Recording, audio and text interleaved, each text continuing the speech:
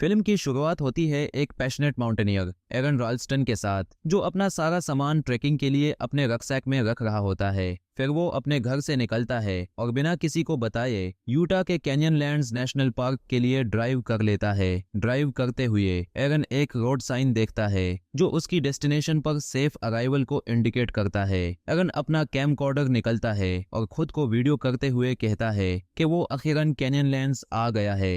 उसके बाद वो अपनी कार दूसरी गाड़ियों के साथ एक कैंप साइट पर पार्क करता है और पहला एक्सपेडिशन शुरू करने से पहले थोड़ी देर रेस्ट करता है। कैनियनलैंड्स में एक रात सोने के बाद एरन ईगरली अपने पहले बाइक एक्सपेडिशन के लिए निकलता है। वो इतना खुश होता है कि ब्लू जॉन कैनियन के रास्ते में वो एक जोर का शाउट करता है, लेकिन फिर वो साइकिलिंग रोक कर अपने कैमकॉर्डर से एक वीडियो डायरी बनाता है। वीडियो में वो मेंशन करता है कि गाइड बुक के मुताबिक ब्लू जॉन कैनियन का बिग ड्रॉप रैपल 4 घंटे और 30 मिनट लेता है, लेकिन वो अपने आप को चैलेंज करता है कि सिर्फ 45 मिनट में कंप्लीट करेगा।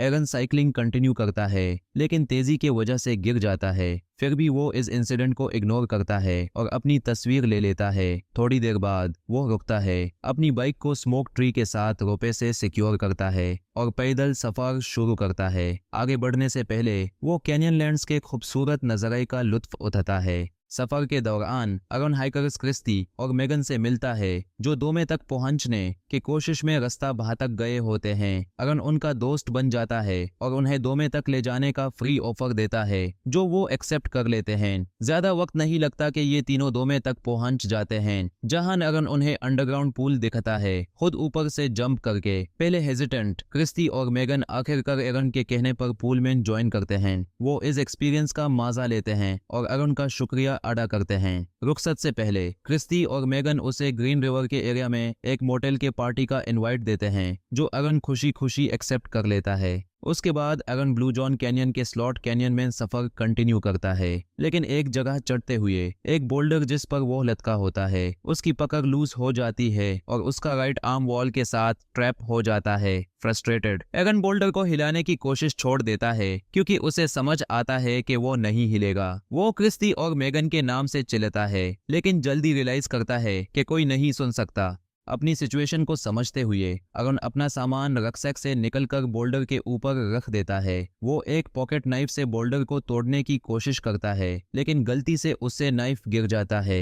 एक स्टिक की मदद से वो नाइफ रिकवर करता है और फिर चिपिंग शुरू करता है, लेकिन प्रोग्रेस बहुत स्लो होती है। बेचैन होकर वो अपनी क्लाइंबिंग रोप का यूज करके एक पुले सिस्टम सेट करता है, लेकिन बोल्डर को उठाना बेकार साबित होता है। जैसे जैसे 24 घंटे गुजर जाते हैं, एरन हेलुसिनेट करने लगता है। अपना मोराले बनाए रखने के लिए वो अपने कैमकॉर्डर पर एक वीडियो डायरी रिकॉर्ड करता है, अपनी फैमिली के लिए मैसेजेस छोड़ते हुए अपनी सिचुएशन एक्सप्लेन करता है। रात में वो अपने आप को रोपे से कवर करके वार्म रखता है और रेस्ट करता है, लेकिन उसके थॉट्स उसे सोने नहीं देते। दूसरे दिन एरन फिर से पुले सिस्टम का यूज करने की कोशिश करता है, लेकिन डिहाइड्रेशन और वीकनेस के वजह से वो उतनी फोर्स अप्लाई नहीं कर पाता। अपनी प्यास के बावजूद वो अपनी बोतल में बचे हुए 300 मिलीलीटर पानी को फ्यूचर के दिनों के लिए सेव करता है। वो एक और वीडियो रिकॉर्ड करता है, अपनी पुले सिस्टम की स्ट्रगल्स और गलत रोप ले आने का रिग्रेट नरेट करता है। अपनी बोतल चेक करते हुए उसे रियलाइज होता है कि सिर्फ 150 मिलीलीटर पानी बचा है। आखिरी ऑप्शन के तौर पर एरन अपने कैमलबग ट्यूब इंसुलेशन में यूरिन करके उसे पीने का सोचता है।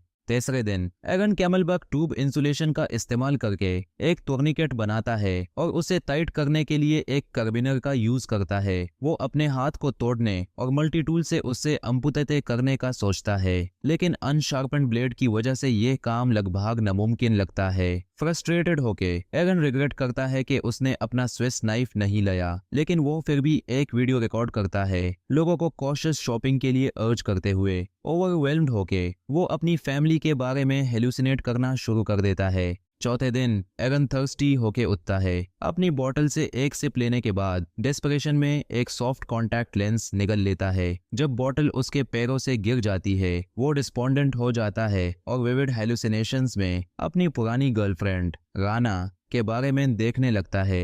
एक थंडर की आवाज उसे उसके दाजे से बाहर लाती है और वो बारिश का पानी इकट्ठा करने के लिए भागता है। डिहाइड्रेशन से फाइट करने के लिए वो स्टैग्नेंट वाटर भी पीता है। बारिश उसके अंदर एक और हेलुसिनेशन जगती है, इस दफा अपनी सिचुएशन से निकलने का। इसी वजह से एगन फ्रस्ट्रेशन में चीख मार देता है। अगले दिन एगन अपने स्ट्रैंडेड ब्लू जॉन कैनियन के 5वें दिन की रिकॉर्डिंग करता है। वीडियो में उसकी हेलुसिनेशन उसे एक न्यूज़कास्टर बना देती है जो खुद को एक टेलीविजन न्यूज़ प्रोग्राम के कैरेक्टर की तरह ट्रीट करता है। उसके बाद वो अपने लव्ड वंस के लिए एक मैसेज रिकॉर्ड करता है। वो रिग्रेट करता है कि उसने उन्हें अपनी जगह और वक्त के बारे में इन्फॉर्म नहीं किया। फिर नैरेटिव उसकी इमेजिनेशन पर फोकस करता है जिसमें उसका कोवर्कर उसकी मिसिंग होने की रिपोर्ट कर रहा होता है और कॉप्स को रेस्क्यू के लिए बुला रहा होता है। अपने लास्ट रिकॉर्डर एंट्री में एगन अपने पेरेंट्स के लिए हार्टफेल्ट अप्रिसिएशन का मैसेज छोड़ता है। उसका दूसरा अटेम्प्ट अपने राइट आर्म को एम्पुटेट करने का होता है। हेलुसिनेशन की वजह से वो अपने मल्टी टूल से अनकॉन्शियस होते हुए अपने हाथ में स्टब कर लेता है।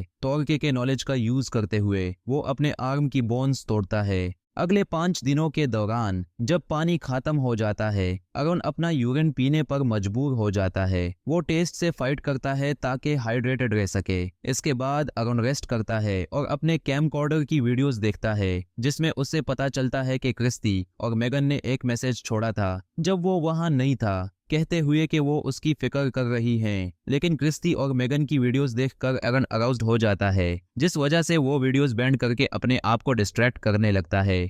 अरुण अपना नाम रॉक्स पर करवे करना शुरू करता है ताकि अपने आप को डिस्ट्रैक्ट कर सके, लेकिन वो अपना काम रोक देता है जब उसे कैनियन में एक आवाज सुनाई देती है जो उसे सोचने पर मजबूर करती है कि शायद कोई पास है। अंधेर में कैमरा फ्लैश करने के बाद अरुण इनिशियली सोचता है कि उसने एक मस्कॉट कैप्चर किया है, लेकिन वो एक और हेलुसिनेशन होती है। जब वो कैमरा देखता है तो उसे एक डार्क कैनियन का सेक्शन नजर आता है। इन दिनों के दौरान एरन डेस्परेट और डिप्रेस्ड हो जाता है। वो एस्केप, रिलेशनशिप्स और अपने पास्ट एक्सपीरियंसेस के बारे में हेलुसिनेट करता है जिसमें उसकी फैमिली और उसकी पुरानी गर्लफ्रेंड राना शामिल होते हैं। एरन अपने वुंडेड आर्म पर एक बैंडेज लगाता है ताकि ब्लीडिंग रोक सके। हेलुसिनेशन फिर से शुरू होती है जिसमें वो अपनी गर्लफ्रेंड राना के साथ ब्रेकअप का सपना देखता है। जब एरन डिहाइड्रेशन और फास्ट हार्ट बीटिंग की वजह से अनकॉन्शियस होने लगता है, वो अपना कैमकॉर्डर खोलता है और अपनी लास्ट रिकॉर्डिंग करता है, लेकिन हेलुसिनेशन इतनी इंटेंस होती है कि वो डिजी फील करता है और अपनी डेथ के पॉसिबिलिटी पर सोचने लगता है।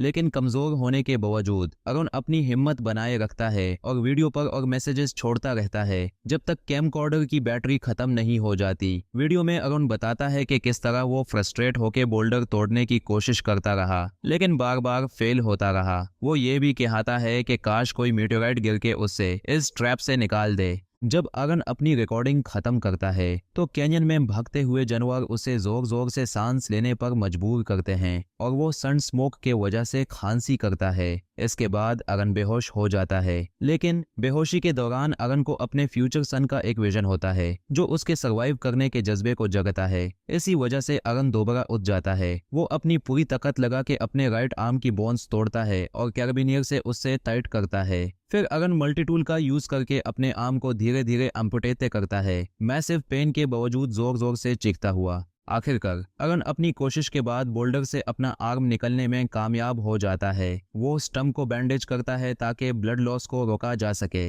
इसके बाद वो वहां से निकलने ही वाला होता है, लेकिन अचानक रुकता है और सबसे पहले बोल्डर की एक फोटो लेता है। अंधेर में दिन गुजरने के बाद अरुण रिलीफ फील करता है जब वो कैनियन के ट्रैप से निकलकर सनलाइट में एक सेलिब्रेटरी जंप करता है, लेकिन अरुण विक्ट्री डांस के दौरान नीचे मर्की वाटर देखता है। वो फौरन रोप का यूज करके खुद को गंदा पानी में डुबोता है और अपने आगे के सफर के लिए उसी पानी से अपना फेस वॉश करके हाइड्रेट करता है। अरुण डेजर्ट में एक रास्ता ढूंढने के लिए चलने लगता है। गर्मी और नए हेलुसिनेशंस के बावजूद अरुण हिम्मत बनाता है और आगे बढ़ता है। इसी दौरान वो डेजर्ट में एक फैमिली को ट्रिप पर जाते हुए देखता है। अरुण उन्हें देखता ही जोर जोर से चिल्लाता है और तुरंत मदद की गुजारिश करता है। खुशकिस्मती से फैमिली उसे देख लेती है और फौरन उसकी मदद के लिए भागती है, उसे पानी ऑफर करते हैं। मूवी यहाँ खत्म होती है कि अरुण ने ब्लू जॉन कैनियन में कई दिनों तक अपने ऑर्डिल को एंड्योर किया। फैमिली मिलकर यूटा हाईवे पेट्रोल से कांटेक्ट करती है ताकि अरुण को रेस्क्यू किया जा सके। खुशकिस्मती से यूटा हाईवे पेट्रोल कुछ ही सेकंड्स में वहां पहुंच जाती है और अरुण को हॉस्पिटल ले जाती है, इससे पहले कि वो दोबारा बेहोश हो। ये भी रिवील होता है कि अरुण के रेस्क्यू के बाद वो अपने एक्सपीरियंस के बारे में प्रेस के साथ कई इंटरव्यूज करता है।